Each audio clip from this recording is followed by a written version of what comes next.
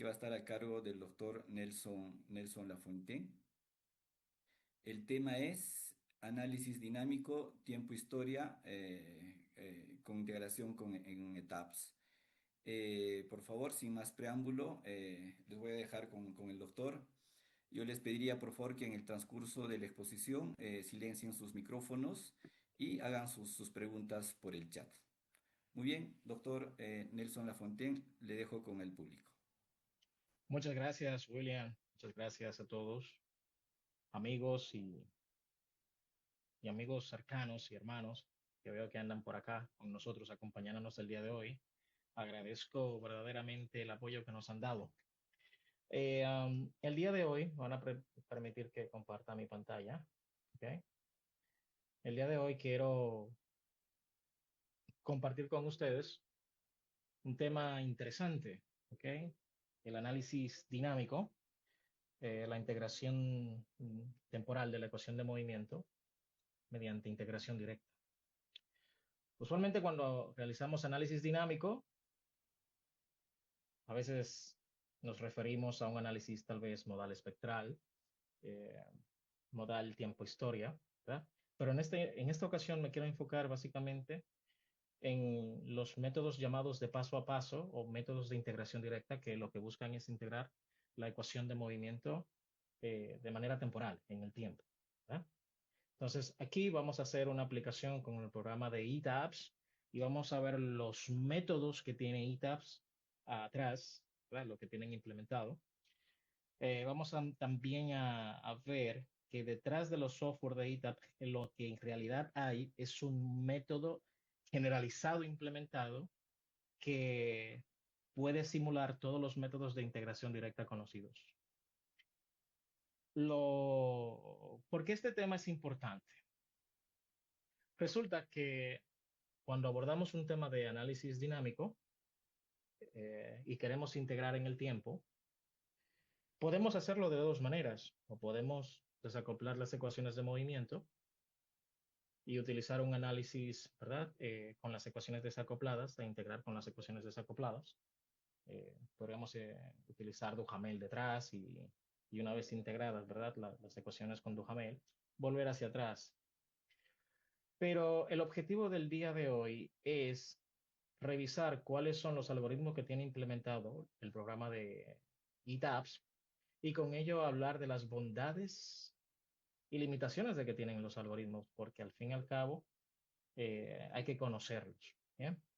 Entonces, ¿cuál es el objetivo de los métodos de paso a paso? Bueno, la idea es hallar la respuesta dinámica en el tiempo de los sistemas, ya sean lineales o no lineales. En este caso me voy a enfocar en los sistemas lineales, será mucho más rápido porque una de las desventajas, vamos a llamarle acá, así, que tienen los métodos de paso a paso es que son computacionalmente costosos, sobre todo en estructuras que tienen muchos grados de libertad.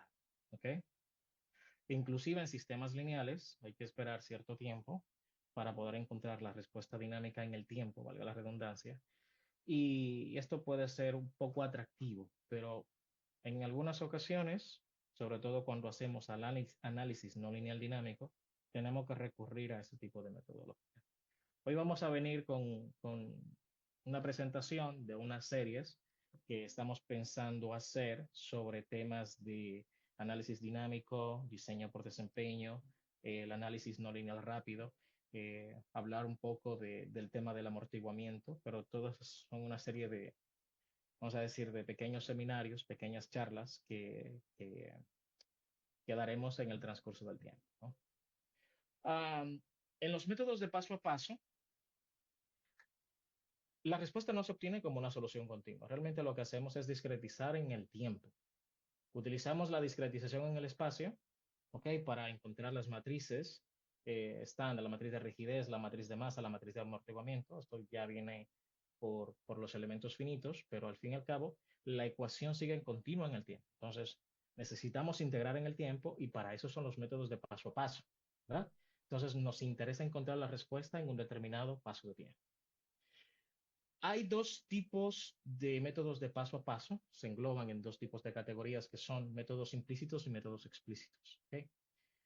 Am, Los métodos explícitos usualmente o en general son condicionalmente estables. Eh, Condicionalmente estable implica de que necesitas tener un pequeño pasito de tiempo, a veces en milésimas y hasta menos de una milésima de segundo, para que al final la solución te pueda converger y no haya una amplificación de la respuesta o que el algoritmo te explote.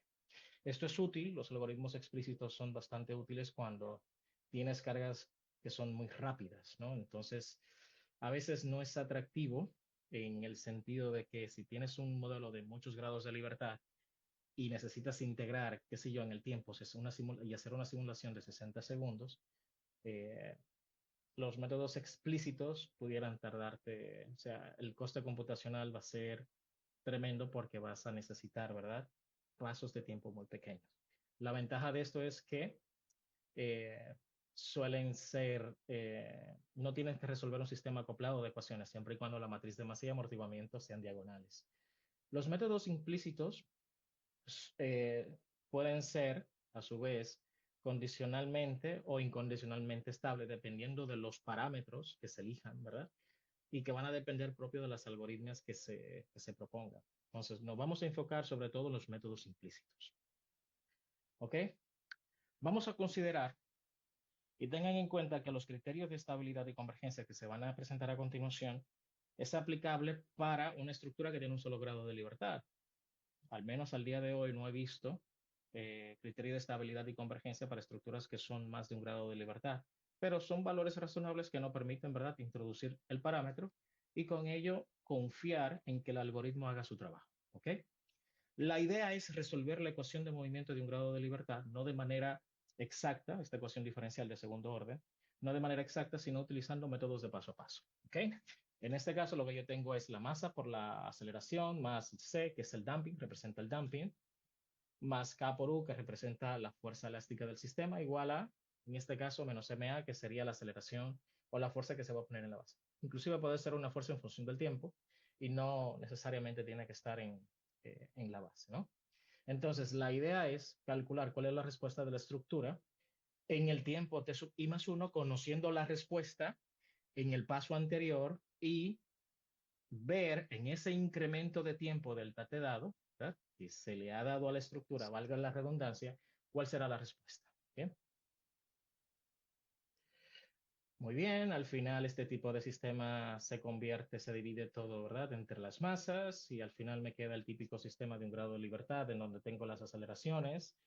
El 2chi omega W básicamente es el coeficiente de amortiguamiento al crítico, omega es la frecuencia, omega circular y al final podemos resolver esto tranquilamente por Duhamel o cualquier otro tipo de método de integración numérica que nos sirva para esto. ¿Ok? Bien. Hay varias familias, o no familias, hay varios métodos implementados dentro del programa de ETABS que a continuación voy a mostrar. ¿Ok? Cuando vamos a definir una carga, sobre todo de tiempo-historia,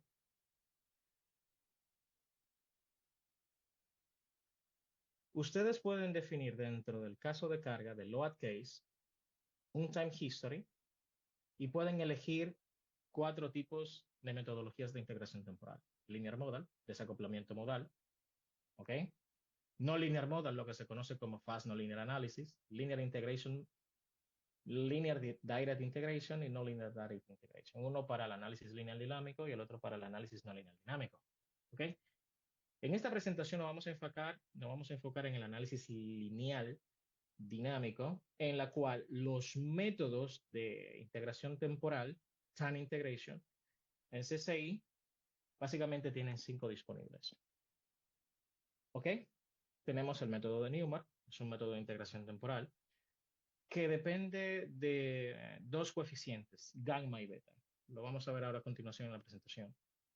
El otro método, Wilson, Collocation, Hibbeck, Hulges y Taylor y Chugan-Hugo. Vamos a ver para qué son cada uno de estos métodos y vamos a también a indicar o dar la observación de que cada uno de esos métodos es en realidad proveniente de un método mucho más generalizado y que fue desarrollado por el ingeniero Sukumal Modak, un desarrollador también de CCI. Bien, Hablemos del método de Newmark, el clásico método de Newmark. El método de Newmark, ¿ok? Es un método de integración directa que introduces los parámetros gamma y beta, que son parámetros que vienen dentro del propio proceso del algoritmo, ¿no? Y dependiendo de cómo se elijan esos tipos de parámetros, ¿ok? Voy a tener un sistema que puede ser condicionalmente estable, incondicionalmente estable, o que pueda también tener una precisión de segundo orden y que pueda también tener consistencia. Vamos a entender. Criterio de estabilidad. Estabilidad significa que sea incondicionalmente estable. Se recomienda que los algoritmos que si desarrollamos, si corremos un análisis dinámico, lo recomendable es que los parámetros que elijamos a la hora de realizar nuestra simulación numérica, eh, que el algoritmo sea incondicionalmente estable. ¿Qué significa incondicionalmente estable? Que la respuesta no te amplifique a medida que avance en el tiempo. Es decir, básicamente que el algoritmo no te explote. Una mala elección de estos parámetros o una mala elección de estos arbitrarios o una selección arbitraria de estos parámetros puede incurrir a errores. ¿Okay? Te puede dar una respuesta no deseada, puedes introducir un amortiguamiento no deseado y también pudieras perder precisión de segundo orden y quedarte con una precisión lineal. Al menos tendría consistencia, pero no tendrías, qué sé yo, lo más óptimo del algoritmo. Al menos para tú tener en el método de Newmark una precisión de segundo orden y que sea condicionalmente estable, se ha demostrado que los parámetros gamma y beta, que son los parámetros que actúan dentro del algoritmo de Newmark, tienen que ser gamma mayor a un medio y beta en la ecuación 1.7, un cuarto de un medio más gamma al cuadrado. Bien, si al menos garantizas esto, o sea, si eliges uno de estos valores, ¿ok? Al menos va a conseguir de que el algoritmo sea incondicionalmente estable. ¿Ok?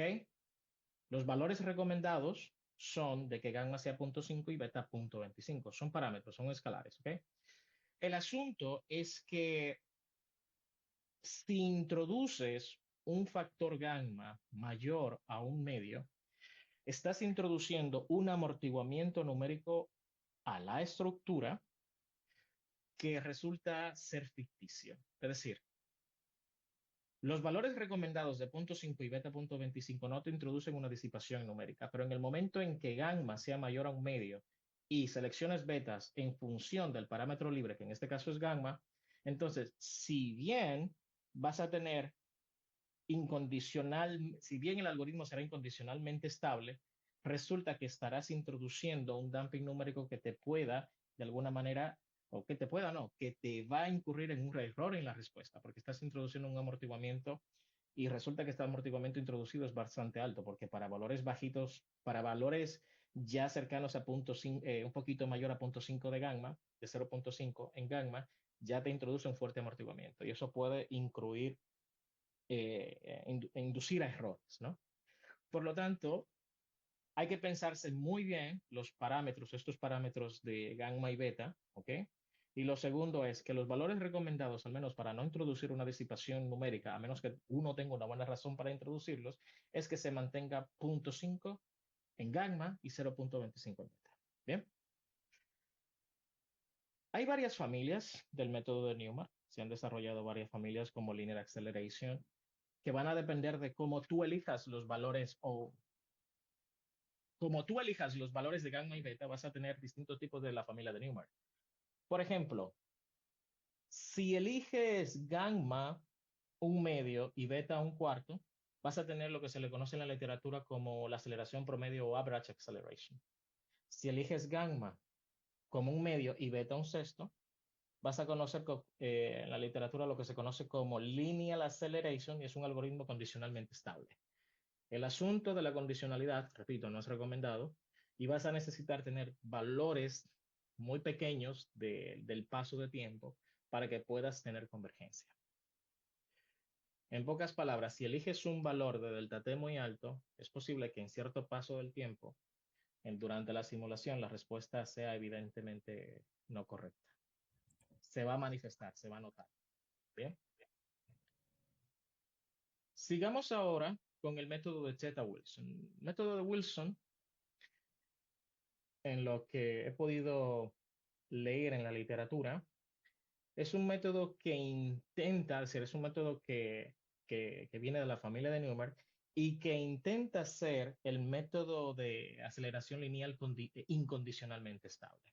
Bien, lo curioso de este método, y fíjense aquí, a diferencia del primero, es que en el método de Newmark uno está intentando forzar el equilibrio en el tiempo en donde tú quieres encontrar tu respuesta.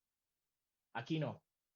Resulta que hay algoritmos de integración directa que entre el paso t sub i y t sub i más 1, ¿ok? En ese intervalo de tiempo, no sé decir, en una parte de ese intervalo de tiempo, tú forzas el equilibrio dinámico y luego a través de una proyección, como ya tú tienes la respuesta en vamos a decir, en algún punto de ese intervalo, tú proyectas tu respuesta a t sub i más 1, es decir, a la respuesta donde tú quieres. Bien. Wilson desarrolla este método e introduce el parámetro teta. Resulta que tras desarrollar, o sea, no voy a entrar en la parte que tiene que ver con el detallamiento del algoritmo, pero al desarrollar sus ecuaciones, eh, se dio cuenta que para que al final su método sea incondicionalmente estable, el valor de teta tiene que ser mayor o igual a 1.366025. Se recomienda 1.37, ¿no? O sea, un valor menor a teta te va a dar un algoritmo que no es incondicionalmente estable. Será de orden, es decir, de segundo orden, es decir, que en la medida que tú reduces delta t, es decir, el tamaño del paso, vas a reducir eh, el error en 4, por eso es de segundo orden, pero al fin y al cabo, para ser condicionalmente estable, este algoritmo exige que el valor teta sea de 1.36. Volviendo a ITAB, fíjense en lo siguiente, estos son los parámetros que nos están pidiendo el programa. Newmark, gamma y beta, y Wilson nos está pidiendo básicamente ese parámetro teta. Bien, si utilizo teta igual a 1, voy a tener un método de Wilson que es condicionalmente estable, por eso le digo que lo recomendable es tener 1.37. ¿Ok? Tenemos más métodos. El método de colocación es un intento de combinar Newmark y Wilson en un solo método. ¿Ok? Este método se desarrolla también con el objetivo de resolver la ecuación de movimiento, introduciendo tres parámetros, teta, alfa, teta, gamma y beta. ¿Ok? Resulta que si bien este método, el método de colocación al fin combina las bondades de Newmark y de Wilson, eh, la selección de los parámetros de estabilidad y convergencia no son arbitrarios. Por lo tanto, para garantizar que sea de precisión de segundo orden y que sea incondicionalmente estable, los valores de gamma, beta y teta deben elegirse adecuadamente. ¿Okay? Los valores recomendados son de que gamma sea un medio, de que teta sea mayor a 1, en este caso teta es por el método de colocación, no por el método de teta Wilson, ¿ok? Y que beta sea elegido entre estos dos racionales que yo tengo acá, ¿ok? Esto te va a garantizar de que al menos el método sea incondicionalmente estable y que tenga precisión de segundo orden, ¿ok? En algunas ocasiones, este es el otro método, método de Hilbert, Hughes y Taylor, cuando uno trabaja sobre todo con elementos finitos, resulta que por la propia discretización se introducen frecuencias, altas frecuencias, frecuencias que son espurias, frecuencias que vienen básicamente de la propia discretización numérica que tú haces del continuo. Y resulta que esas frecuencias crean a veces mucho ruido. El objetivo de este método de Hilbert, Hughes y Taylor es eliminar ese ruido producido por las altas frecuencias, que no son unas frecuencias propias del sistema, sino que son frecuencias que son introducidas por la propia discretización por elementos finitos. ¿Okay? Um, Nuevamente, tras analizar este método, estoy colocando los valores que directamente recomiendan en la literatura. Bien, los valores de alfa, se ha visto que valores positivos de alfa no son buenos, por eso en este caso Hilbert, Hughes y Taylor recomiendan que los valores de alfa estén entre menos un tercio y cero. Alfa en este caso es el parámetro libre y para garantizar segunda precisión de segundo orden y que sea incondicionalmente estable, entonces gamma tiene que ser un medio menos alfa y beta tiene que ser elegido como un 4 con un cuarto por 1 menos alfa cuadrado. Bien, en este caso, repito, alfa es nuestro parámetro libre que va a controlar las altas frecuencias, es decir, es el parámetro que nos va a permitir eliminar esas altas frecuencias que vemos y que no son realistas en algunas respuestas de la estructura y que la podemos eliminar.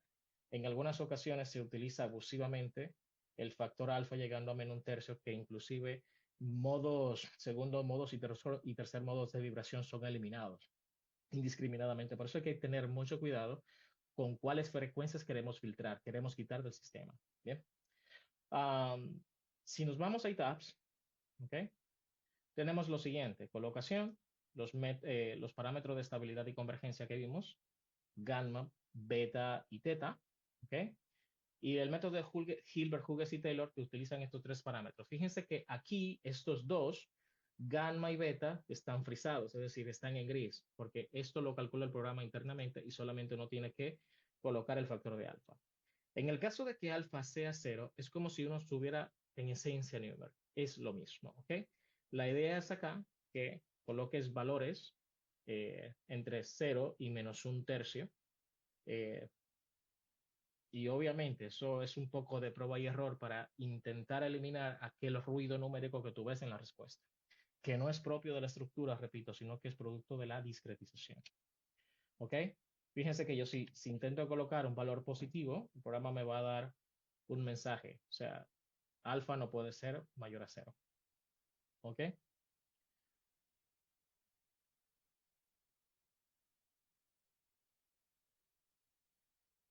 El método de Chung-Hulbert es un método bastante interesante, porque mientras Hilbert, Hughes y Taylor se encarga de filtrar las altas frecuencias, el método de Chung-Hulbert es un método que fue desarrollado para eliminar las pequeñas frecuencias y eliminar las altas frecuencias y al menos dejar las frecuencias que están entre las bajas y las altas, ¿no? Casi igual. Una puntualización con el método de Hilbert, Hughes y Taylor. El método de Hilbert, ¿okay? Um, si bien amortigua los modos altos, sigue manteniendo la precisión de segundo orden y no me afecta o no me introduce un amortiguamiento en las bajas frecuencias. Y es interesante porque al principio, como había comentado, a veces hay mucho ruido numérico en la respuesta que es producto de la discretización o porque a lo mejor eh, ciertas articulaciones, ¿verdad? Están haciendo de las suyas. Permítanme hacer esta parte así. Y de alguna manera necesitamos eliminar ese ruido. O cuando se tiene, por ejemplo, una aislación en la base que hay mucho ruido en la respuesta, al menos esto intenta filtrar estas frecuencias altas, ¿no?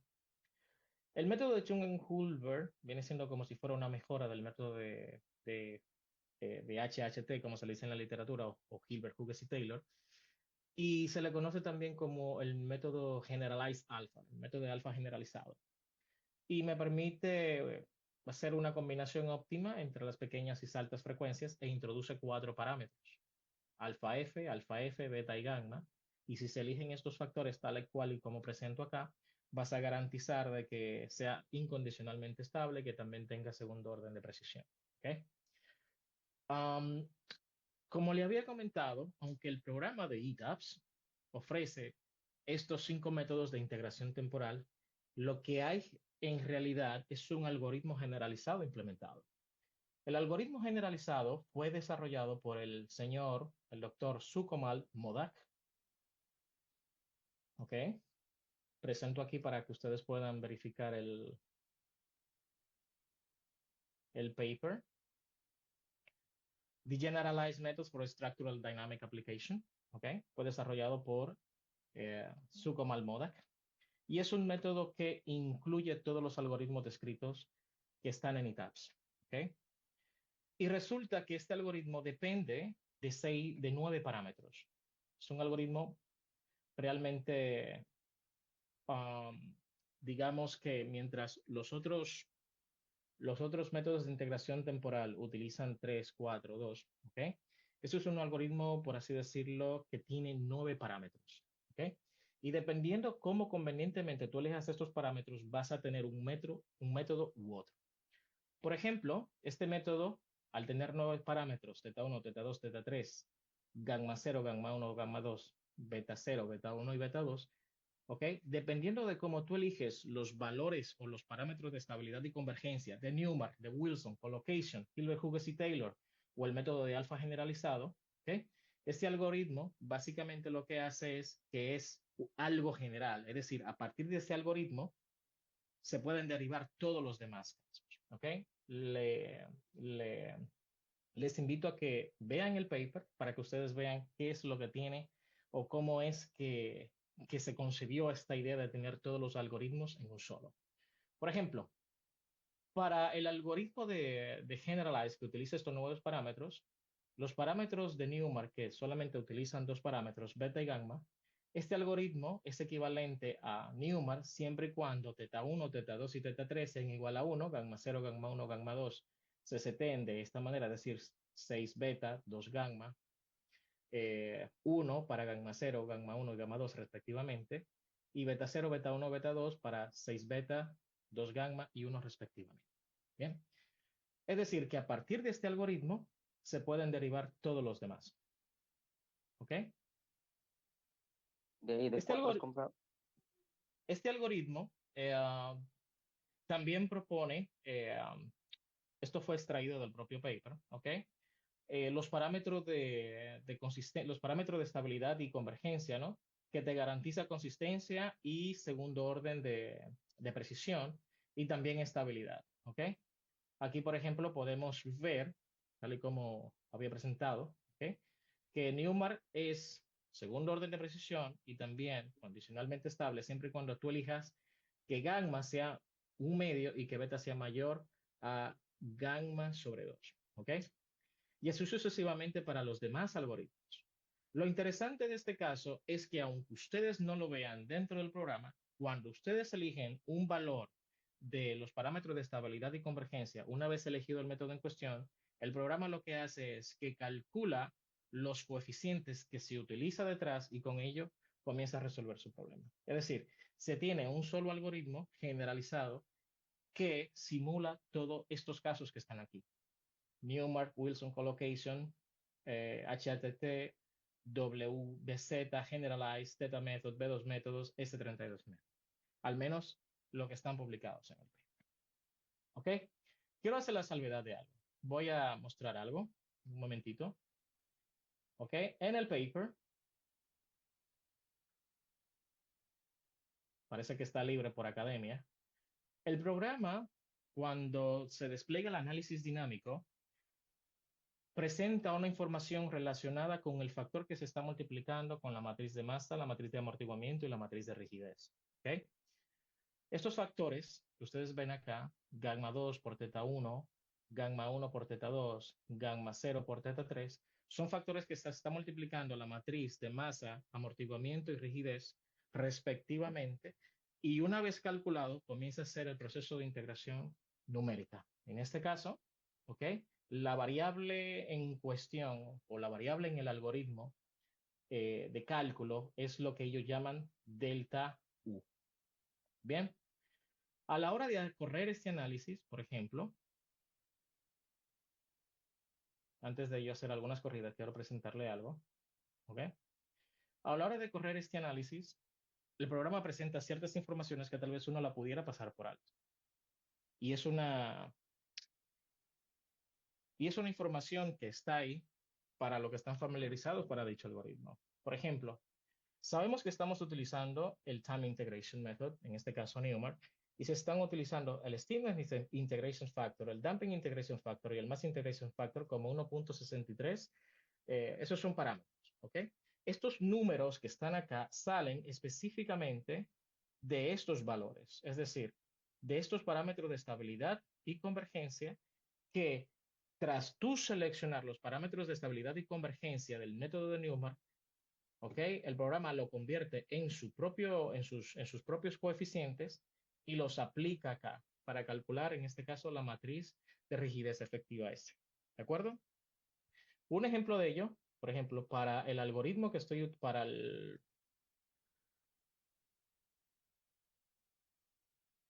los coeficientes que he estado utilizando en este análisis,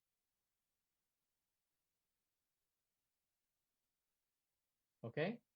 De gamma 0.55 y gamma 0.27625, es decir, estos parámetros lo he elegido el parámetro gamma 0.55 y con ello he podido entonces imponer, calcular cuál es el factor de beta correspondiente con el parámetro gamma, ¿ok? Y tras calcular ello, ¿ok? O tras, vamos a decir, tras imponerlo, ¿ok? Am, he calculado cuál es el coeficiente que tendría que multiplicarse con la masa, con el amortiguamiento y con la rigidez. Entonces, mirando esto y siguiendo lo que dice en el artículo, ¿ok? El coeficiente que multiplica a la matriz de rigidez, 1.TC 65635, coeficiente de amortiguamiento 1.1 y el coeficiente que multiplica la masa es 1. Entonces, cuando uno va a la parte del análisis reference manual, cuando uno va perdón, a la parte del análisis round log, esto es lo que te está mostrando acá. ¿Cuál es el coeficiente que se está utilizando para el Stiffness Integration Factor? 1.63750, el de Damping Integration Factor 1.1 y el de Mass Integration Factor 1. Estos son básicamente esos coeficientes que se están utilizando detrás, es decir, la combinación de estos coeficientes, ¿no? Y luego a partir de aquí, el algoritmo hace su trabajo, ¿ok? Y comienza a integrar en el tiempo. ¿Okay? ¿Qué es lo que tienen los algoritmos o los métodos de paso a paso? Sí, pueden resultar costosos dependiendo de la estructura que tú tengas. De hecho, si tienes una estructura con muchos grados de libertad, es decir, una estructura muy grande, dígase una edificación, un puente, es decir, una estructura con un grosso, con un fuerte número de grados de libertad, estos métodos suelen, inclusive siendo lineal, pudieran tardar en terminar por el hecho de que estás resolviendo grandes sistemas de ecuaciones, incluso si es lineal. Si es no lineal, obviamente va a requerir iteraciones hasta lograr la convergencia deseada, la convergencia que has puesto al principio. Entonces, no es de extrañar que cuando tú haces un análisis no lineal dinámico de tiempo-historia, te pueda durar tal vez días, dos, tres, una semana, dependiendo, ¿verdad?, de qué tan refinado tú tengas tu modelo y qué tantas no linealidades tú tengas. Um, a veces se piensa en este caso que a fin de ahorrar coste computacional, se pensaría en hacer un análisis no lineal rápido, pero el asunto es que cuando ya tú tienes muchos modos, digamos, miles de modos que se requieren ser encontrados, ya los algoritmos entre integración directa y el FNA van compitiendo en cuanto a gasto computacional. ¿De acuerdo? Aunque eso va a depender naturalmente de la arquitectura de tu computador. Ok, haciendo un resumen y para no cansarlos muchos, o sea, ¿cuál debería ser o cómo deberíamos seleccionar? Diría yo que esta sería la pregunta del millón de dólares. ¿Con cuál método de integración nos vamos? Eso va a depender sobre todo de la necesidad que se tenga, ¿no? Uh, en principio, se recomendaría métodos que sean incondicionalmente estables, ¿ok? Y, pero para fines de normativa, ¿ok? El hecho de que seas incondicionalmente estable implica que tú puedes utilizar un tamaño de incremento de tiempo, vamos a decir, considerable, no pasa nada, pero sin incrementarte la respuesta. Obviamente vas a tener un error en la respuesta, pero no se te va a amplificar. Pero resulta que cuando haces un análisis dinámico con un terremoto en la que sometes una estructura en la base, la normativa de la ACE te exige que tu delta tiempo, es decir, el paso de tiempo que vayas a utilizar en tu análisis, tiene que ser menor que el tiempo de registro del terremoto. Y usualmente vemos registros del terremoto que andan por los 0.01, 0.005 segundos, 0.2 segundos. Va a depender, ¿verdad?, de cómo se haya registrado el terremoto, el acelerograma. pero se te exige de que cuando hagas este tipo de análisis, el delta T utilizado tiene que ser menor a eso. En principio, entre unas 5 y 10 veces, lo que te va a incrementar, ¿verdad? El gasto computacional. Y sobre todo es para no perder información en esas frecuencias, ¿no? En el hecho de tú integrar mucho más del tiempo de registro. O sea, no tiene sentido que tú integres la ecuación de movimiento utilizando un tiempo de simulación mucho más grande que el tiempo de registro, sino que tiene que ceñirte como mucho al tiempo de registro a menos. Entonces, la norma te exige que sea menos para capturar aquellas frecuencias, ¿verdad? Que, que, que están allí, al menos de una manera razonable, porque si no vas a perder información, no vas a tener una respuesta muy buena. Um, Uno, o sea, que sea condicionalmente estable, ¿ok? Si utilizas tal vez métodos explícitos, esto no van a competir mucho, dada su condicionabilidad dada su condición de ser condicionalmente estables. Entonces vas a necesitar tener un tiempo delta t muy pequeño. Eso te va a involucrar tal vez horas, días. Es cierto de que no vas a resolver un sistema acoplado de ecuaciones, pero a veces en este tipo de situaciones la convergencia no está garantizada. ¿Ok? El método de Hilbert, Hughes y Taylor es recomendable, sobre todo cuando estamos utilizando en este tipo de estructuras que por la discretización por elementos finitos se introducen altas frecuencias. Pero no es una alta frecuencia que sea propia de la estructura, sino que es numérica, repito. Y a veces es bueno quitar ese ruido. Lo segundo es que no debemos abusar del parámetro alfa, porque si bien, aunque se mantenga la precisión, estamos cargando, es posible que nos carguemos frecuencias que son importantes, ¿verdad?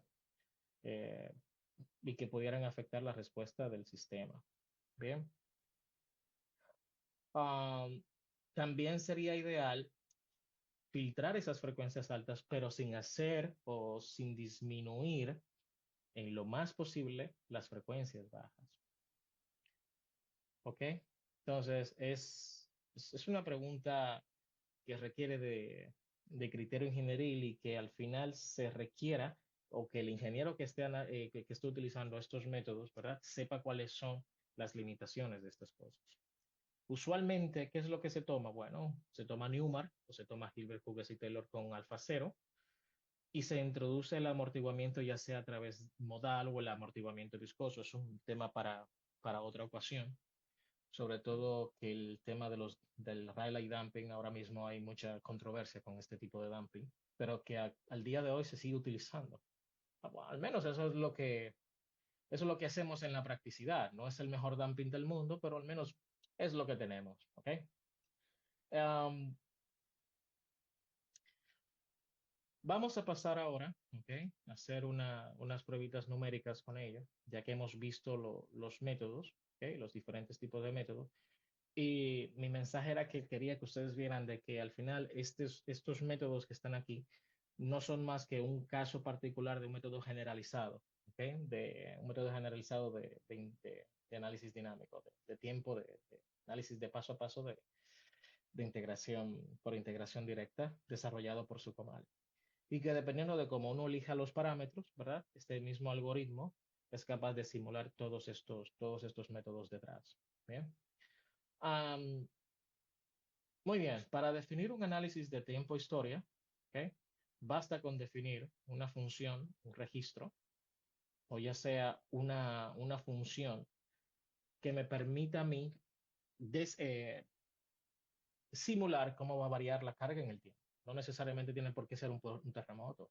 Esto pudiera también aplicarse a un aparato que esté en la azotea, qué sé yo, un motor o algo que esté rotando así, al menos para um, simular un proceso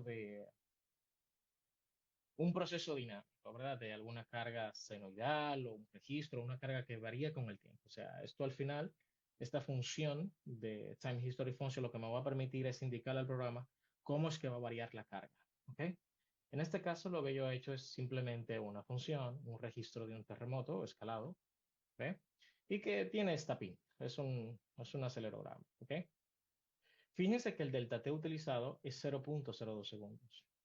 Eso involucraría de que el análisis que voy a tener que hacer por normativa, o sea, el ACE me exige que al menos el tiempo de integración sea menor a 0.02, o sea, en principio me exigiría entre 5 y 10 veces menos. Eso es para capturar aquellas frecuencias que van a ocurrir en ese pequeño lapso de tiempo. Además de que este método, eh, por así decirlo, dependiendo de cómo yo elija el delta t, solamente un conjunto de frecuencias serán capturadas correctamente. Hay otras frecuencias que no pueden ser capturadas.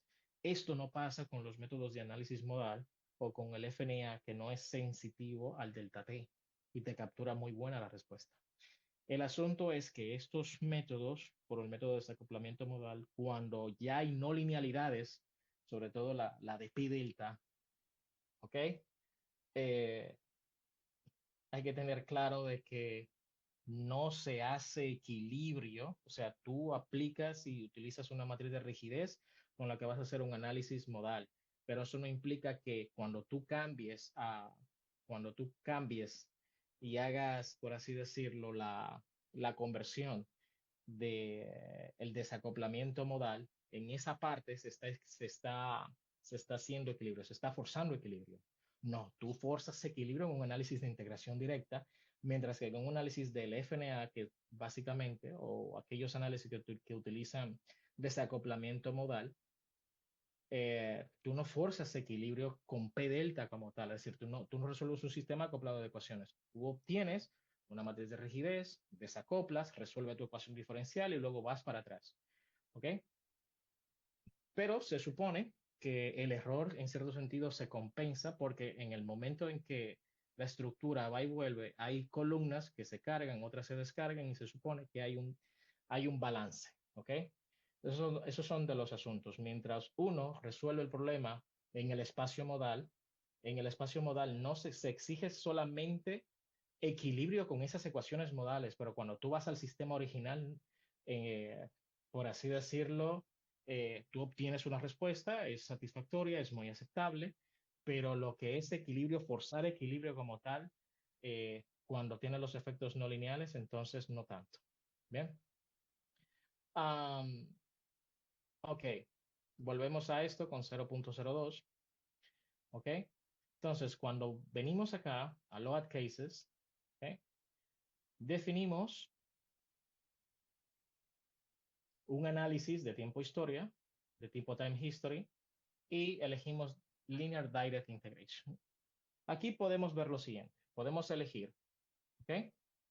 Que podemos hacer nuestros análisis basado en un análisis de P delta que viene con anterioridad, es decir, utilizamos que la matriz de rigidez que se utiliza sea en base a una rigidez que tenga los efectos P delta incluidos, es decir, que al final el P delta se va a considerar de una manera constante, es decir, las cargas axiales no van a variar, sino que a partir de un caso de carga que sea considerado los efectos de segundo orden o efecto P delta, se va a considerar esa matriz constante y a partir de allí se va a comenzar el análisis lineal dinámico. Vamos a decir que es una proyección de primer orden, es un método razonable para no poder capturar los efectos de segundo orden. ¿Ok? Y le dejo con esta pregunta abierta. ¿Los métodos modal espectral capturan el efecto de segundo orden? Y si lo hacen, ¿cómo? ¿Ok? Un poco para que le den un poquito. Entonces, ¿qué es lo que está pasando? Lo segundo es que voy a elegir de tipo aceleración, aunque ustedes pueden elegir un tipo de patrón de carga que esté variando en el tiempo. En este caso, la aceleración implica de que voy a colocar una aceleración en la base. ¿Ok? Elijo mi función y utilizo el factor de escala. El factor de escala, como ustedes pueden ver acá, es un factor de la gravedad. ¿Por qué? Porque el registro está escalado a G. ¿Ok? En este caso he utilizado el registro escalado a G, es decir, está normalizado la gravedad y por eso utilizo el factor de escala de la gravedad. Si el registro no estuviera escalado, simplemente colocar el factor de 1, pero tener cuidado con las unidades correspondientes. ¿Por qué? Porque si, por ejemplo, tengo la unidad de registro en centímetros y aquí coloco 1, entonces lo estaré escalando 100 veces más porque el factor de escala que pondré sería de 1 metro que llevado a centímetros son 100 centímetros. ¿Ok? Así que tengan cuidado. Lo más recomendable es que si su registro está en centímetros por segundo cuadrado, cambien la unidad o simplemente coloquen la unidad en que está el registro. ¿Ok? Es decir, si están en metros y el registro está en centímetros, coloquen aquí 0.01 o cambien de unidad, coloquen en centímetros y coloquen 1. Bien. Aquí al menos no se da una opción de, de cómo tú controlar el delta T. El programa te permite de momento solamente elegir cuántos outputs de salida vas a tener. Es decir, en este caso son 1500. ¿Por qué? Porque el 1500 por 0.02 es aproximadamente, o es 30 segundos, que es el tiempo que me ha durado el registro. Pero en principio no deberíamos utilizar 0.02, porque si no estaríamos, ¿verdad? Obviando ciertas frecuencias. Entonces, lo más recomendable es analizar con un delta T menor o igual a 0.2, digas entre 5 y 10 veces. Ok, el asunto es que eso me va a incrementar el número de pasos. Por ejemplo, si utilizo 0.002, o sea, lo he disminuido 10 veces, eso implica que voy a tener 15.000 outputs. Es decir, son 5.000, 15.000 pasos de tiempo que voy a tener que plotear. ¿Ok? Y aquí voy a tener que colocar 0.002. De momento no tenemos como una opción, a no ser que lo defina como no lineal, en la que le diga cuál es el máximo delta T que vas a utilizar, pero printéame la solución cada 0.02 segundos. ¿Ok?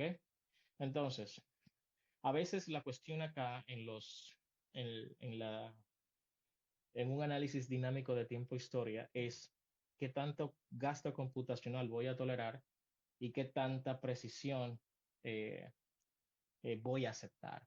Entonces, hay a veces de que el precisión tiempo, a veces uno tiene que decidir, que decidir. A veces sacrificas un poco el tiempo eh, para tener más precisión. Es decir, si tienes todo el tiempo del mundo, lo que usualmente no pasa en proyectos porque normalmente hay un deadline, ¿ok? Eh, implicaría tú o utilizar una máquina con más potente o utilizar delta T más grandes o utilizar una discretización, una malla de elementos finitos más gruesa. El problema es que este tipo de estrategias, por lo general, eh, si utilizas una malla gruesa, obviamente estarás teniendo una solución que por elementos finitos no será tan buena. Si utilizas una malla fina, tu solución, ok, va a ser buena, pero a costa de mayor gasto computacional. O sea, hay que buscar el balance. ¿Ok? Entonces, digamos que serían 30 segundos de simulación con, uh, digamos, si divido 0.2 entre 5, eso equivaldría a 0.04, sería 30 entre 0.004. ¿Ok? Eso me daría más o menos una cantidad de 7.500 pasos, ¿ok? Cada 0.04 segundos. Repito, de momento no se tiene este tipo de opción en el análisis lineal de limitar el paso de tiempo de cálculo a 0.004, pero que plotee los resultados cada 0.02 segundos. Eso lo permite el análisis no lineal de integración directa. Aunque hacer el análisis no lineal, a pesar de que la estructura lineal, eh, digamos que es atractivo en el sentido de que, como ustedes sabrán, cuando tú resuelves sistemas grandes de ecuaciones, los métodos que se utilizan detrás para resolver sistemas discretos siempre tienen sus errores de truncamiento. Entonces hay a veces que cuando tú haces K por U igual a F, ¿ok? Y encuentra la F, cuando hace F menos K por U, no te da exactamente cero. Siempre te va a dar algo. ¿Por qué? Por esos errores de truncamiento. Entonces, hay a veces que para reducir esos errores de truncamiento, ¿no? Uno lo filtra un poquito utilizando un esquema no lineal en una estructura lineal, ¿ok? Pero ya eso es cuestión de ustedes, ¿ok? ¿Ok? Vamos a hablar del dumping más adelante, eso es un tema controversial.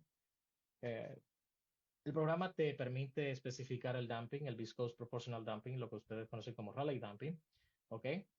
Um, hay un tema con este dumping viscoso, eh, hay una discusión muy fuerte con respecto a esto y realmente hablaremos de momento de este tema como tal. Y otro tipo de dumping, que es el modal dumping, que le puedo introducir a la estructura, vamos a decir, este es un, una de las mejoras que creo que vino a partir de la versión 2021, no recuerdo. Al fin y al cabo es que tú puedes introducir un amortiguamiento de estilo modal, es decir, tú puedes decir qué frecuencia tú quieres amortiguar específicamente, ¿ok? O qué frecuencia tú quieres dejar fuera, ¿de acuerdo?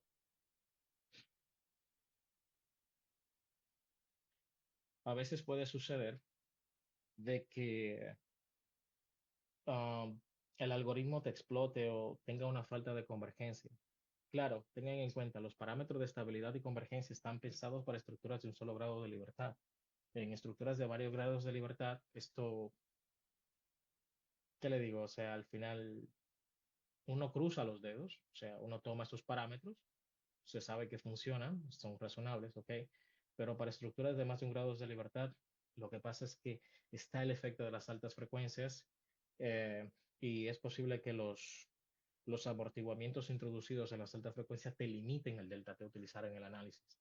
Y hay a veces que se producen fallas de convergencias inexplicables y es producto de que básicamente al introducir un damping en las altas frecuencias te puede limitar el delta T a utilizar, inclusive en un esquema que es incondicionalmente estable.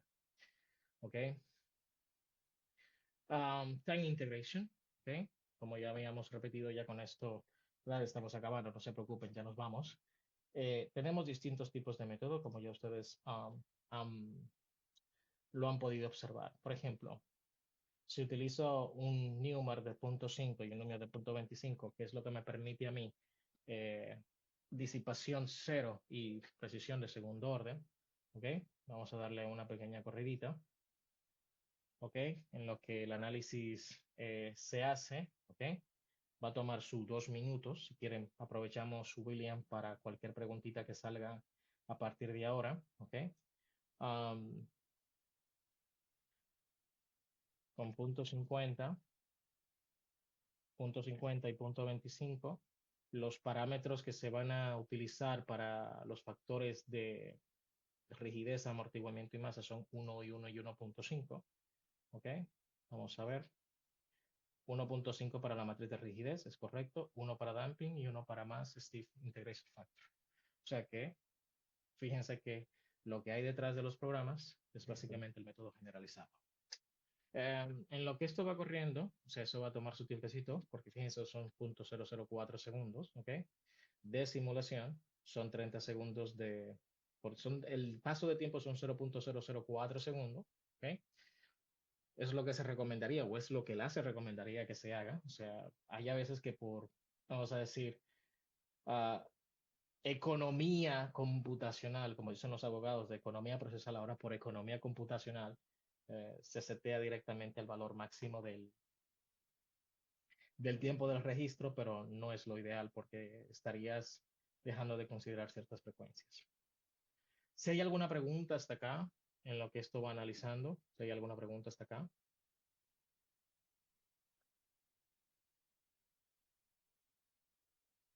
Doctor, hay preguntas en el chat. Sí, Ok, tal vez lo puede revisar. ¿lo puedes leer, por favor, William? Sí, son varios. A ver, desde Luis Soriano pregunta, ¿ese ruido no se filtra antes del tratado de las señales en el filtrado por línea base, en el método de Hilbert y Hughes y Taylor? No, lo que pasa, tengo entendido de que son dos cosas distintas. Lo primero, que hay un ruido que viene siendo del propio instrumento.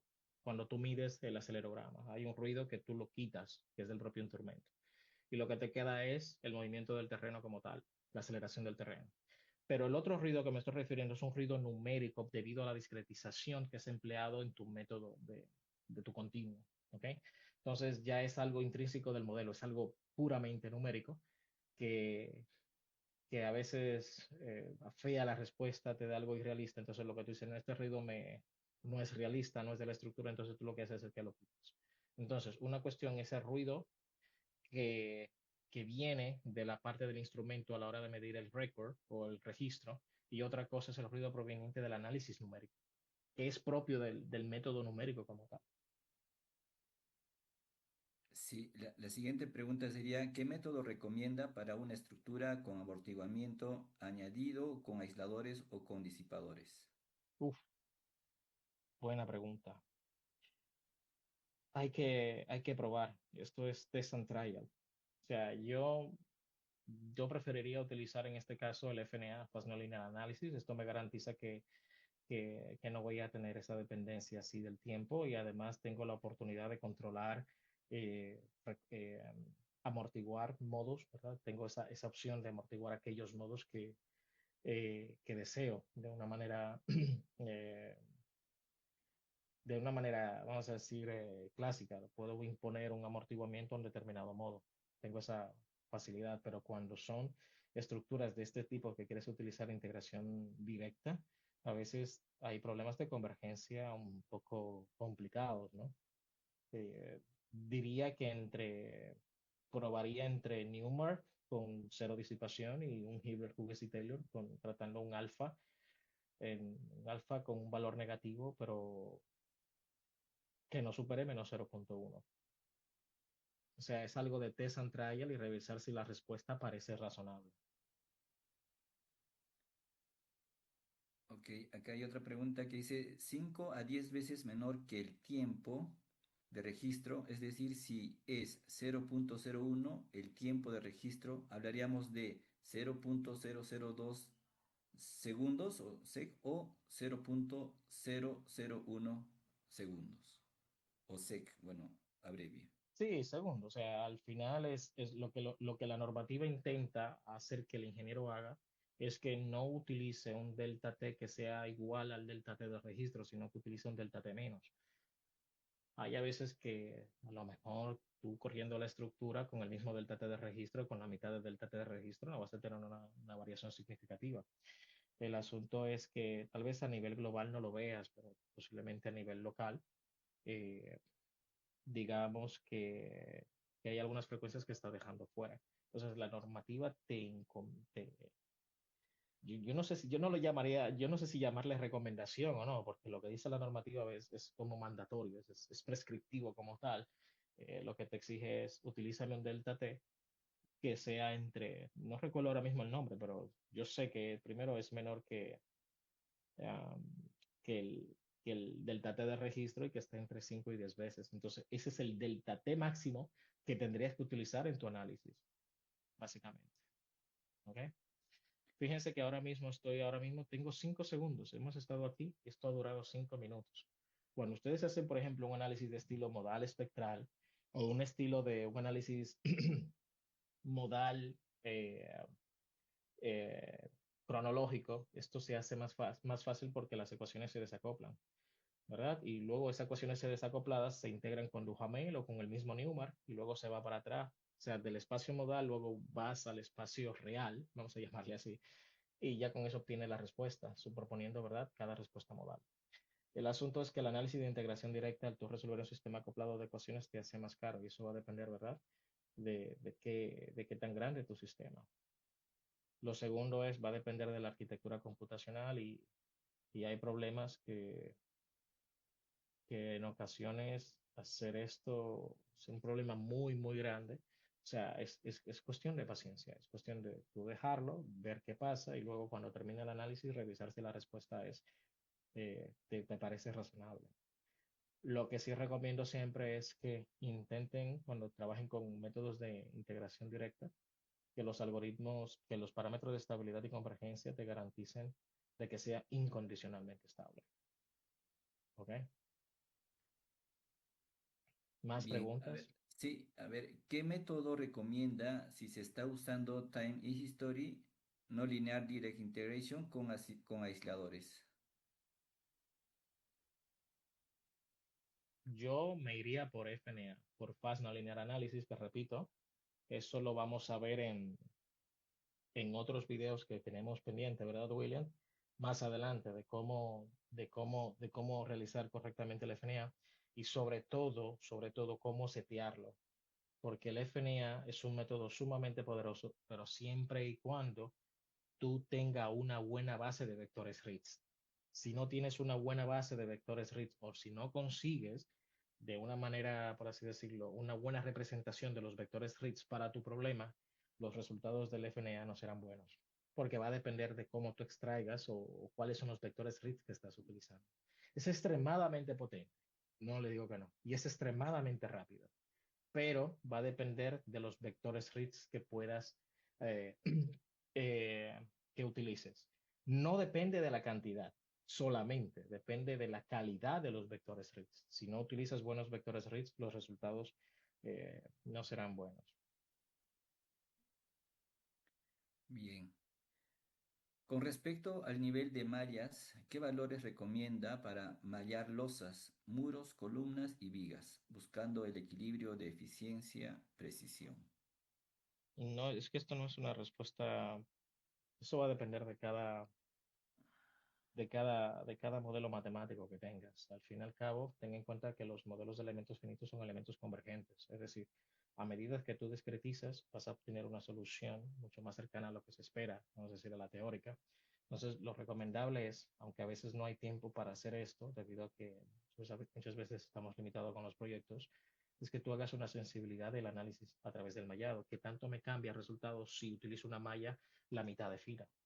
Entonces, tiene que hacer este tipo de análisis y de ahí tomar una decisión. O sea, si al final ves de que si tú refinas, ¿verdad? Refinas una vez, obtienes un valor, refinas otra vez, obtienes otro valor y comparas y calculas de una manera el error y ese error, por así decirlo, no está dentro de un rango que tú consideras razonable, qué sé yo, 5 o 10%, no sé con qué error ustedes están trabajando. A mí en particular me gusta trabajar con errores que tiren a menos de digamos, numéricamente hablando, 5 menos de 5%, 1% de ser posible, ¿ok? Cuando estamos trabajando con elemento finito.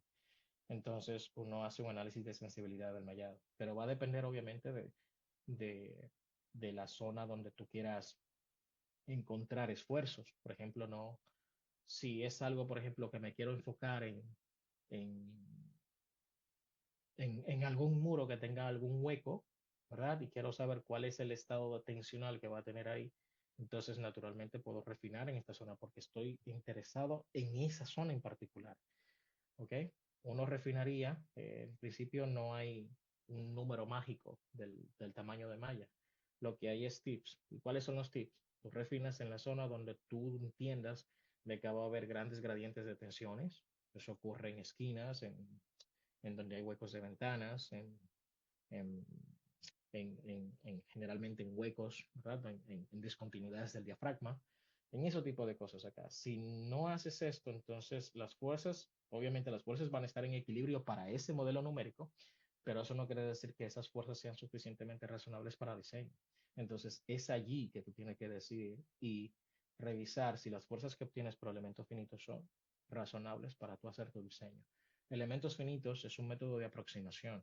Tengan en cuenta eso. Es un método de aproximación. ¿Ok? Utilizas mallas gruesas, bueno, te va a dar resultado, pero no serán tan precisos que utilizar una malla fina. Entonces, va a depender de qué tanto tiempo tú tengas y qué tanto coste computacional tú estás dispuesto a tolerar. ¿Ok? Eso es lo que se tiene. A veces el asunto es balance, tiempo, gasto computacional. Tiempo, gasto computacional y precisión. Eso es lo que quería decir. ¿Más preguntas? Sí, acá hay una última pregunta. Bueno, ¿cómo verifico que mi análisis TH está en el rango adecuado? Como que el análisis TH esté en el rango adecuado, no sé. Sí. A ver, Mm, repítelo otra vez. a ¿Cómo ver, yo ¿cómo verifico? verifico que mi análisis T-H está en el rango adecuado? O tiempo historia, seguramente. Ah, ok. Sí. Bueno, tienes que mirar la respuesta y si la respuesta ves que no hay ningún tipo de amplificación o que la respuesta no se te dispara o que a lo mejor el programa, atención, el programa le puede converger y ahora mismo está corriendo, ¿verdad? Y el programa puede correr. No pasa nada, está corriendo. Y uno piensa como que todo está en orden y todo está bien, pero cuando mira la respuesta, te da, qué sé yo, un desplazamiento de 10.000 metros. Tú dices, no, aquí hay algo raro. Aquí hubo una respuesta que se amplificó y lo más probable es que el algoritmo haya explotado. El algoritmo explotó, es decir, básicamente el algoritmo lo que hizo fue que se amplificó la respuesta y al final se amplificó hasta que explotó el algoritmo, pero siguió corriendo, o sea, es un algoritmo. Entonces, al final es obvio de que eh, no es una respuesta deseada, es obvio de que el error es manifiesto y lo que tienes que hacer en este tipo de casos es al igual que hicimos con elementos finitos, hacer un análisis de sensibilidad, pero no, en este caso, en vez de ser el tamaño de la malla, el tamaño de delta T. Muchos de los problemas se resuelven en este tipo de casos disminuyendo el delta T. Pero claro, esto implica mayor gasto computacional. Es lo que tiene. O sea, si el modelo de integración directa, a pesar de que tú has elegido ciertos parámetros de estabilidad y convergencia, eh, te es incondicionalmente estable, pero llega un punto que en alguna manera no hay convergencia, entonces reduce el delta T. Intenta reducir el delta T y verifica a ver qué pasa. ¿Ok? Es lo que puedo decir. Es un asunto que le digo de un poco de prueba y error. No hay un número mágico. Es una cuestión de probar y verificar si mediante la experimentación numérica tú obtienes los parámetros adecuados, el de delta T, etcétera, ¿no? Hay valores recomendados, o sea, ustedes usualmente cuando desplegan una de estas ventanas o form, hay algunos valores preestablecidos. Pero atención, no necesariamente tienen por qué utilizar estos valores que están preestablecidos. Estos valores se ponen ahí porque es de uso práctico. Pero si ustedes necesitan jugar o necesitan revisar, háganlo, modifícanlo, vean lo que hace para que tomen una decisión de esto. Sí, aquí hay otra pregunta. ¿Tiene por casualidad la varianza de resultados entre los métodos?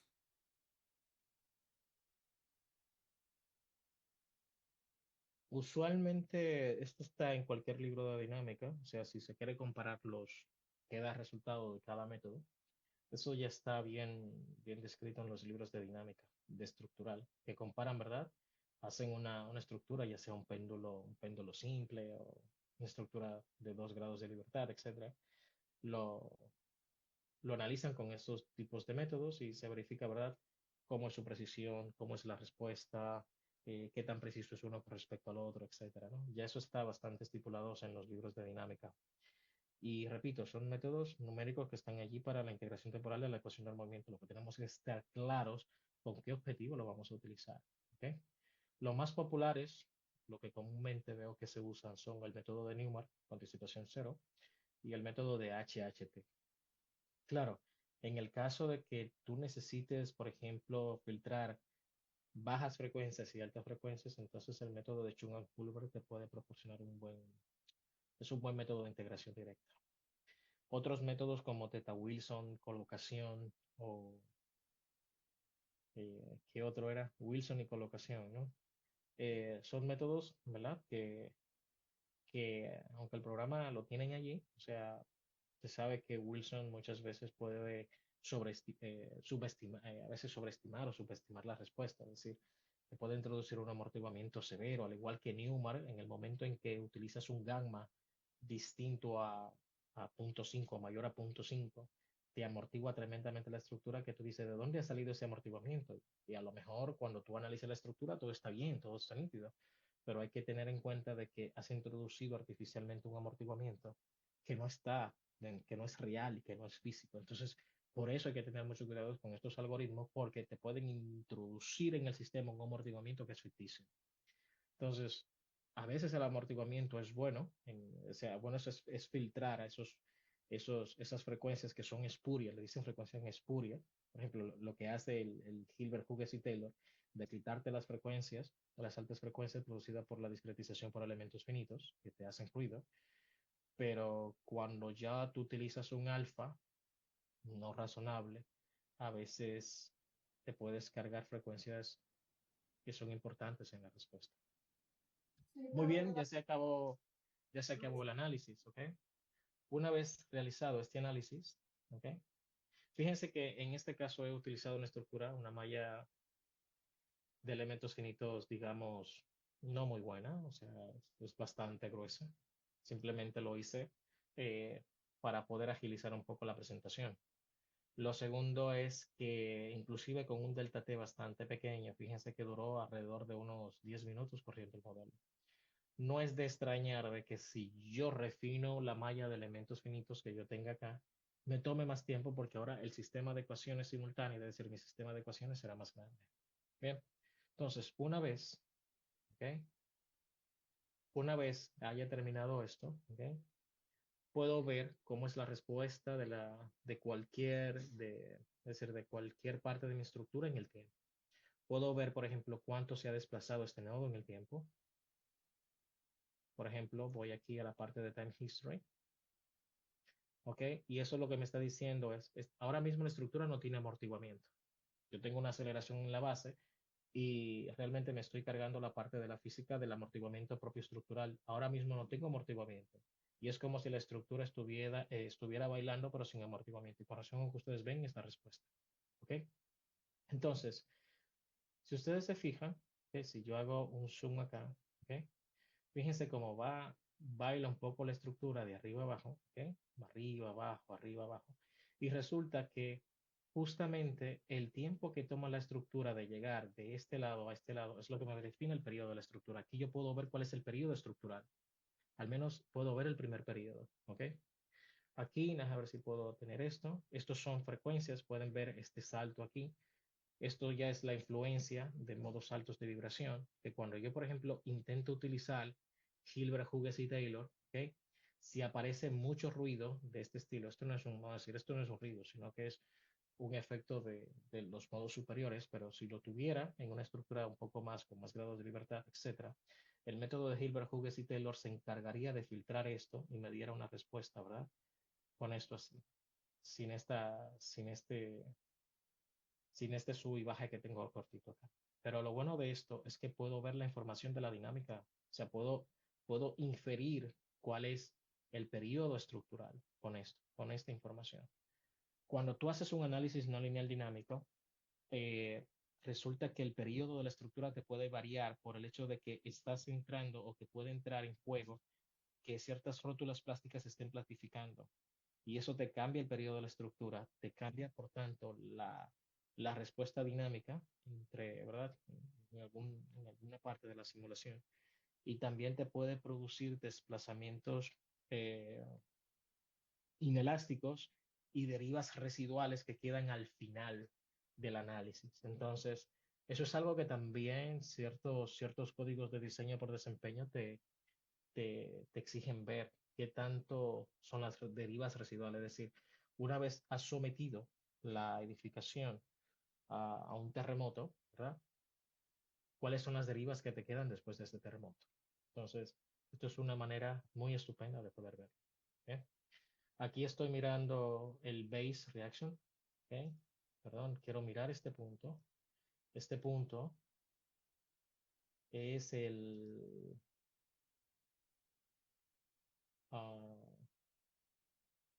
punto 71. Ya tengo una respuesta muy, muy poquita. Esto es. Porque estoy en el tiempo uno. Vale. 71, label 71. Ok. Voy a display, plot function. Ok. Entonces, elijo una función que quiero revisar. En este caso, yo elijo displacement y elijo el piso que quiero ver, ¿verdad? Y elijo el joint que quiero ver.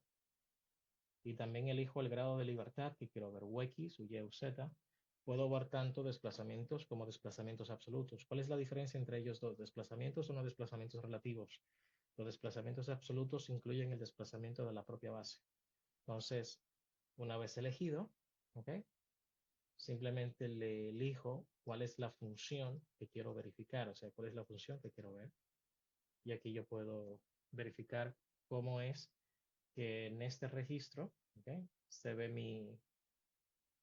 Uh, se ve como un poco curioso, ¿no? O sea, esto aquí me está diciendo de que la estructura poco a poco, ¿verdad? Se está desplazando, tiene como un desplazamiento, eh, va quedando como una especie de desplazamiento, ¿verdad?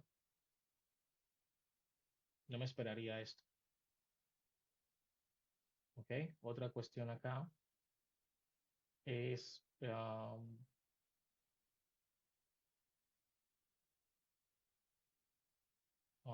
ver, Energy Combined Response Plot. Esto es una de las cuestiones que uno pudiera ver en el análisis dinámico, ¿ok?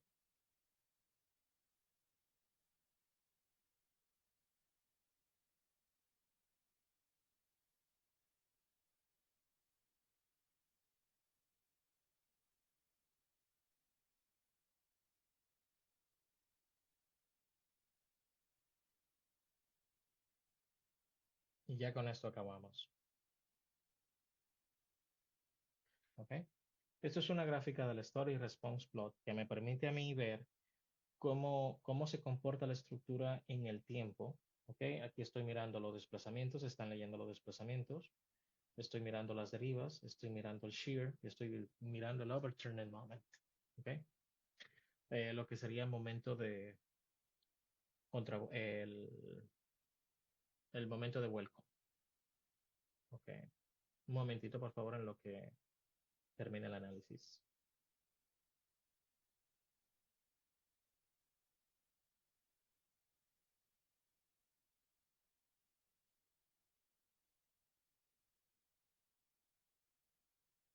Hay una pregunta, doctor.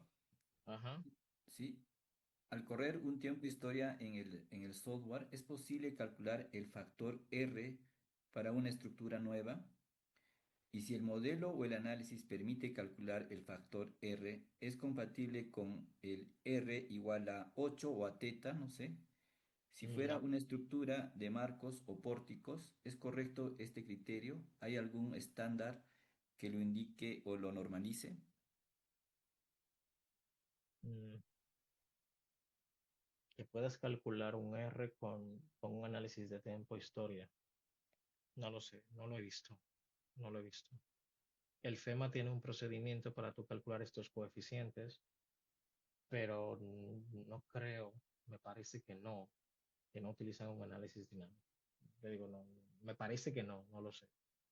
Usualmente son procedimientos de análisis de pushover que utilizan para calcular el R, utilizan eh, coeficientes de ductilidad y ese tipo de cosas, ¿no? Pero con análisis dinámico no lo he visto. Entonces, este es el Story Response Plot, ¿ok? Una vez ustedes hacen un análisis dinámico, ¿ok? Ya sea de modal o de tiempo historia, te permite a ti visualizar esta gráfica, que puedes ver el desplazamiento, las derivas, las cortantes, cómo se desarrollan los cortantes por piso y cómo se desarrollan los, los momentos de vuelo. ¿Ok? Esto es muy chulo, sobre todo en edificaciones de gran altura. Cuando haces un análisis modal espectral, asumes de que todos los máximos ocurren a la vez, pero no necesariamente tiene por qué ser así. ¿Ok? He comenzado la animación. ¿Ok? Y fíjense que la estructura va a comenzar a moverse. ¿Ok?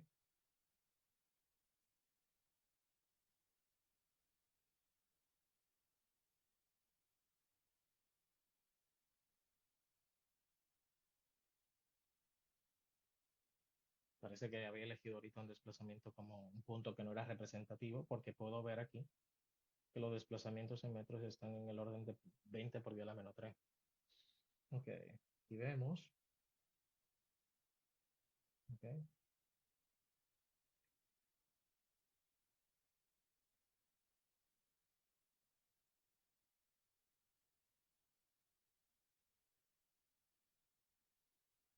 y ahora lo que tenemos es básicamente el vaivén de la estructura, ¿no?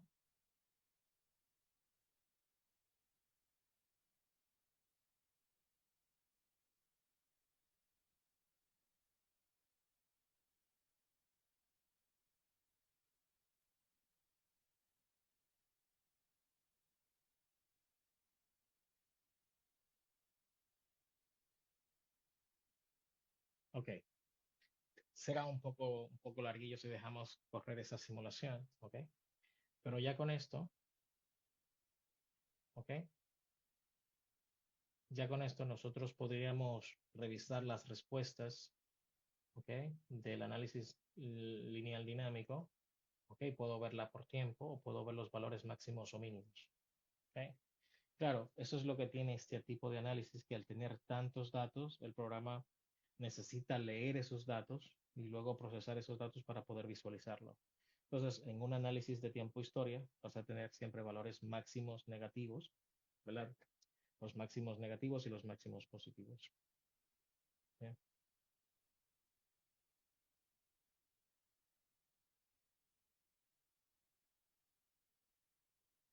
Y esos son los valores que el programa utiliza. de hecho, cuando hace las combinaciones, ¿ok? Para hacer diseño. Bueno, con esto concluimos. Creo que me extendí bastante, así que pido excusa. Si tienen, con esto ya termino el seminario. Si tienen alguna pregunta o alguna inquietud adicional, um, es un tema bastante largo, diría yo, pero hay cosas que se pueden, que se pueden hacer acá, pero al menos el mensaje está claro. Podemos hacer análisis de integración directa y varios métodos y que todos estos métodos son un método generalizado, se pueden derivar a partir de un método generalizado que se le conoce como Generalized Method in Dynamic Analysis y, y que es el motor detrás o el algoritmo detrás que utilizan los software de CC. Muchas gracias a todos.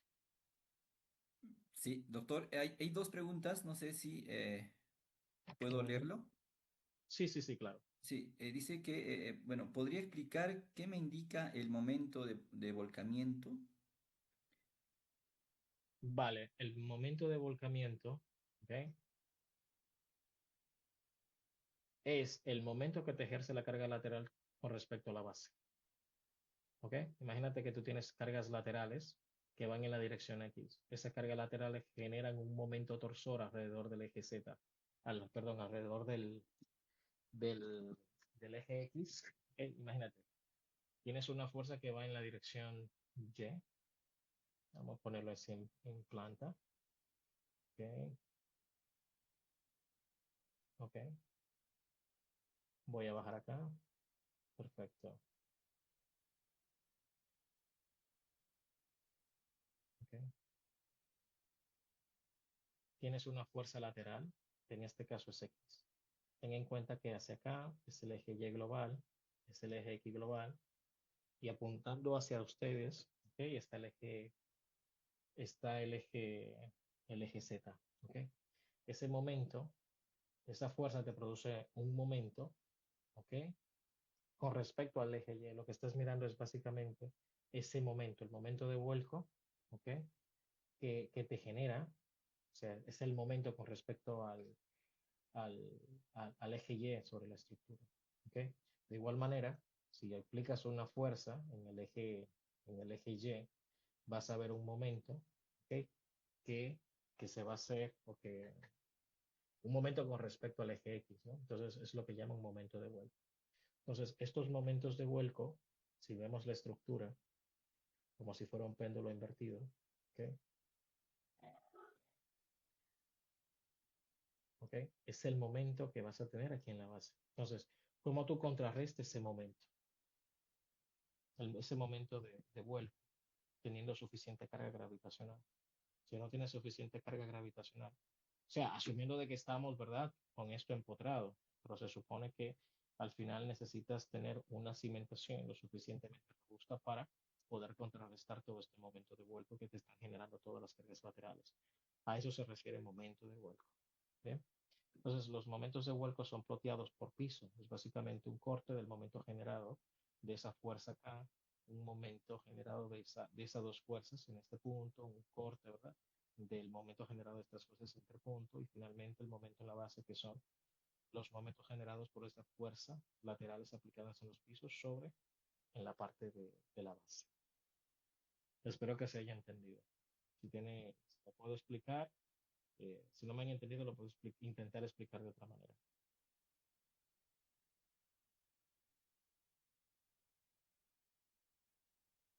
¿Más Bien. preguntas?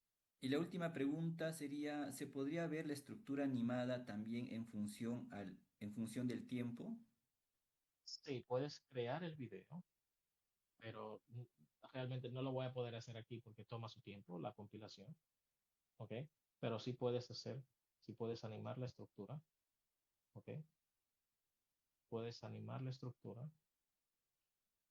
¿ok? Por ejemplo, 10 segundos.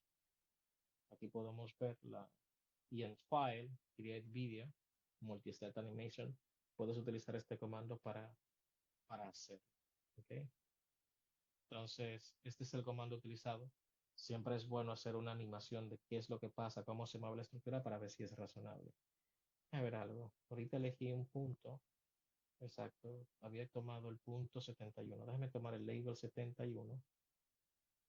Yo tomé en X,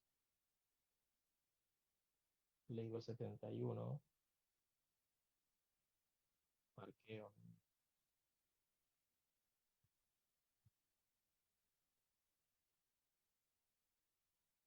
A ver,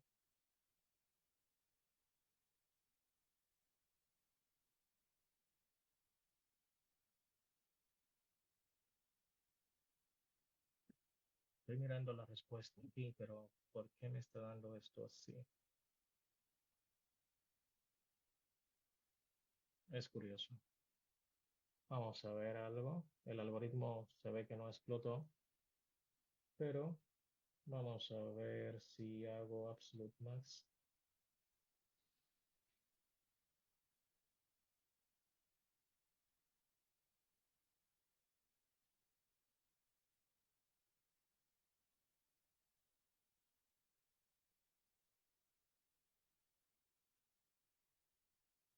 ¿Qué level es este? Este es el parqueo label 71 y me está dando un desplazamiento bastante curioso. ¿Por qué esto?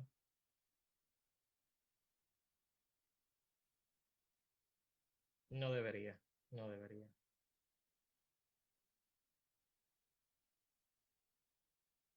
Voy a elegir otro punto, a ver. No veo la correspondencia, no sé si es un... Creo que usted colocó el label 34 por error. Lo cambié a label 71, pero vamos a ver, label 71, lo intento otra vez. Función, join label 71. Ah, es que puse el absolute displacement, por razón, perdón. Estaba mirando el absolute displacement. Ahora sí, perdón. Esto es lo que tenía que mirar, esto sí. Estaba mirando la respuesta que no era, que era el desplazamiento absoluto. El desplazamiento absoluto incluye el movimiento del terreno más el movimiento del nodo. Ahora sí, esta es la respuesta esperada. ¿Ok? Perdón por eso. Gracias, Marcos. Muy bien. Pueden intentar jugar, repito, o sea, finalmente ya, finalmente.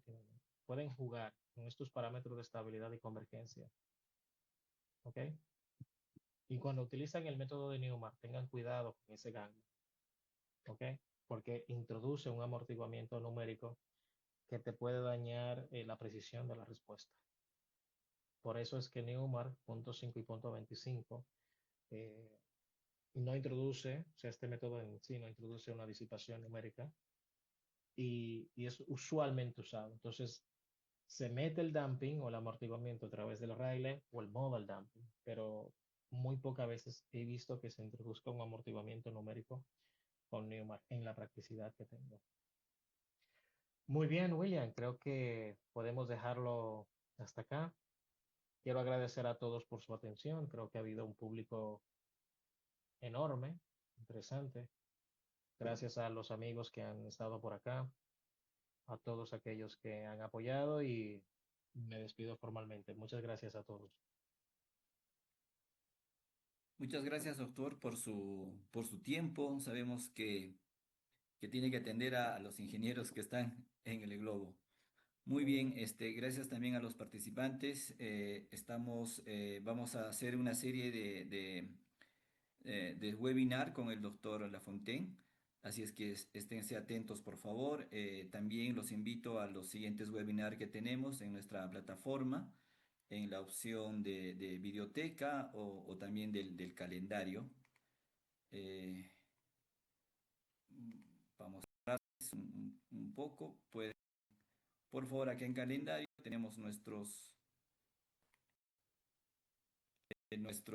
eh, eventos. Para el 16 tenemos el webinar de detailing y para el 21 la segunda inducción del curso de análisis y diseño estructural para proyectos de edificios altos. Muy bien, visítennos, también pueden bajar nuestras aplicaciones para Apple y para Google, son totalmente gratuitas. Así es que visiten por favor la página para que puedan enterarse de todos nuestros eventos. Les agradezco mucho. Muy buenas noches con todos.